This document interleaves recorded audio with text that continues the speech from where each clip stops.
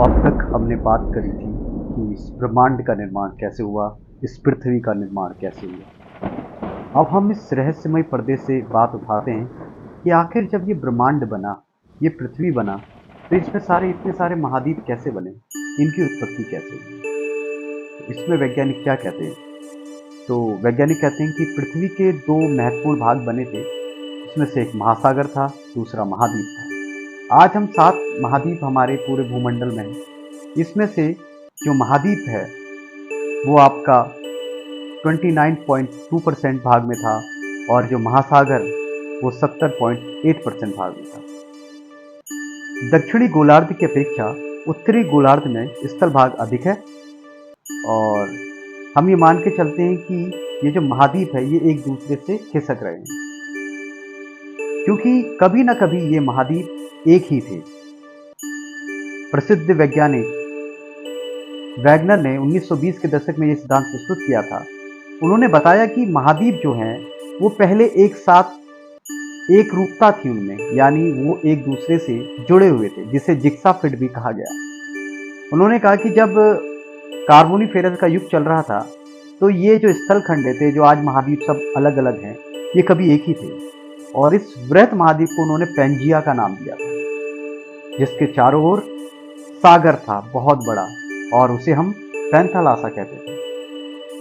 Last Triassic युग में इस पेंजिया में विभाजन प्रारंभ हुआ, तो इसके उत्तरी भाग को लॉरेंसिया यानी अंगारा लैंड कहते थे और दक्षिणी भाग को गोंडवाना लैंड कहते थे। इन दोनों लैंड के बीच में एक संकीर्ण और उथला हुआ महासागर खुला, जिसे तेथिस सागर कहते थे। लगभग 6.5 करोड़ वर्ष पूर्व अंतिम क्रिस्टेशियस युग में गोंडवाना लैंड में विभजन के फलस्वरूप दक्षिणी अमेरिका, अफ्रीका, प्रायद्वीपीय भारत, मैडागास्कर तथा ऑस्ट्रेलिया का निर्माण हुआ। प्रायद्वीपीय भारत के उत्तर के खंड से टूटकर अंगारा लैंड, यूरोप तथा एशिया बना। दोनों अमेरिका, जो आज हम नॉर्थ अमेरिका और साउथ अमेरिका देखते हैं, ये पश्चिम की ओर बहने लगे और अटलांटिक महासागर का निर्माण बीच में हुआ। इसी विस्थापन के कारण उत्तर तथा दक्षिणी अमेरिका के पश्चिम भाग में रॉकी और एंडीज पर्वत का निर्माण हुआ, क्योंकि जैसे जैसे उत्तरी अमेरिका और साउथ अमेरिका वेस्ट की ओर मूवमेंट करने लगे, तो उसी गति के कारण उसके पश्चिमी भाग में रॉकी और एंडीज पर्वत का निर्माण हुआ।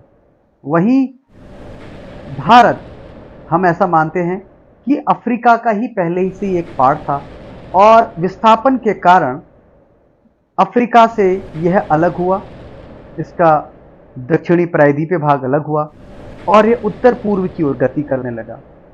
और यूरेशियन प्लेट और इंडो ऑस्ट्रेलियन प्लेट के टकराव के कारण इसके बीच में जितनी भी नदियां आई वो अपने साथ अवसाद लेके आई और दोनों प्लेट के आपस में टकराने के कारण आज हम हिमालय को देखते हैं।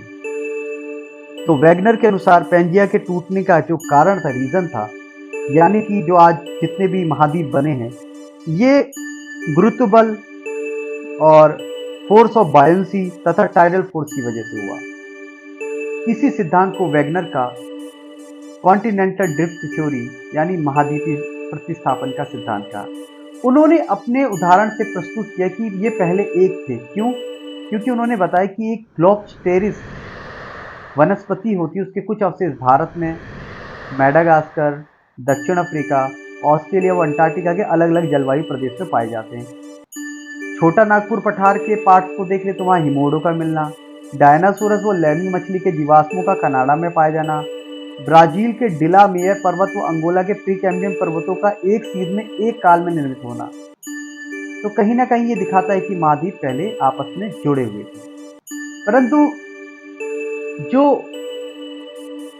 वैगनर की कॉन्टिनेंटल ड्रिफ्ट थ्योरी कुछ बातें बता नहीं पाई, जैसे आखिर अगर इतना ज्यादा गुरुत्वीय बल लगे कि ये कॉन्टिनेंट आपस में मूवमेंट करने लगे, तो इतने गुरुत्वीय बल या ज्वारीय बल से तो पृथ्वी अपनी एक्सिस में ही घूमना बंद कर देगी और जीवन ही रुक जाएगा। तो इसी सिद्धांत को थोड़ा सा संशोधित करके एक नए वैज्ञानिक आए जिन्होंने प्लेट टेक्टोनिक की थ्योरी दी और उनका नाम है हैरी हैश। हैरी हैश के अकॉर्डिंग ये जो प्लेटें थी वो एक दूसरे के ऊपर मूवमेंट करती थी, जिसमें एक प्लेट थी लिथोस्फीयर, दूसरी प्लेट थी एक्टिनोस्फीयर।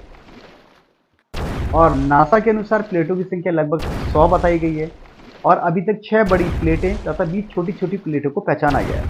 जैसे 6 बड़ी प्लेटें हैं: अमेरिकी प्लेट, अफ्रीकी प्लेट, यूरेशियाई प्लेट, इंडो ऑस्ट्रेलियन प्लेट, प्रशांत प्लेट तथा अंटार्कटिका प्लेट। और इन्हीं प्लेट के मूवमेंट की वजह से महाद्वीपों का निर्माण हुआ है। ये प्लेटें जब मूव करती हैं तो ना केवल इन प्लेट, और आज भी ये प्लेट मूवमेंट करी, और इन्हीं प्लेटों के मूवमेंट की वजह से भूकंप और वॉल्केनो इरप्शन यानी ज्वालामुखी की घटनाएं हमको देखने को मिलती हैं। तो जब भी ये प्लेटें आपस में टकराती हैं तो वहां पर कहीं ना कहीं भूकंप आता है या किसी पर्वत का निर्माण होता है।